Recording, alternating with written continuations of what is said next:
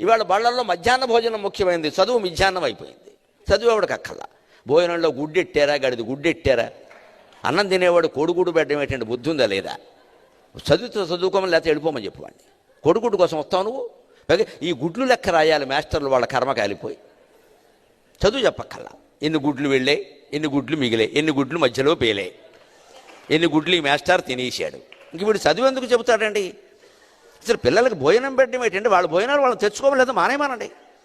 అంటే పిల్లలకు భోజనం పెట్టి పుస్తకాలు ఇచ్చి యూనిఫార్మ్ ఇన్ని ఇస్తే వాడు చదువుతాడా? శోభనం పెళ్లి కొడుకులో మంచం ఎక్కి కూర్చుంటాడు. ఎందుకు చదువుతాడు వాడు?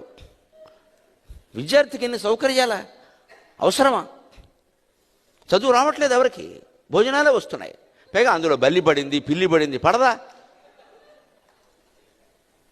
ఆ వండి పెట్టే వాళ్ళకి డబ్బులు ఉండవు. ఎక్కడి నుంచి ఇస్తారు? ఎంతమందికి ఇస్తారమ్మా? ధార పోస్తారు ప్రభుత్వం వాళ్ళు. ఎక్కడి నుంచి ఉన్నాయి డబ్బులు? ఇక్కడ నీ డబ్బులు పెట్టి నువ్వు చదువుకో, నీ అన్నం నువ్వు తిను, నీ బట్టలు నువ్వు కట్టుకో, నీకు ఇష్టమైతే చదువు. ప్రభుత్వం పని ఏమిటంటే, ఉభయ తెలుగు రాష్ట్రాల పెద్దలందరూ వింటారు నా కెమెరా ద్వారా కాబట్టి చెబుతున్నా, ప్రభుత్వం కర్తవ్యం బాగా చదువు చెప్పడం తప్ప పుస్తకాలు ఇవ్వడం, బట్టలు కుట్టించడం, అన్నం పెట్టడం కాదండి.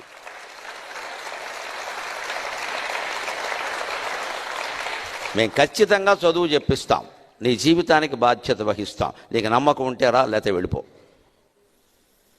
ఈ మాట అనే దమ్ము లేదు ఎవరికి. ఎందుకంటే అందరికీ మళ్ళీ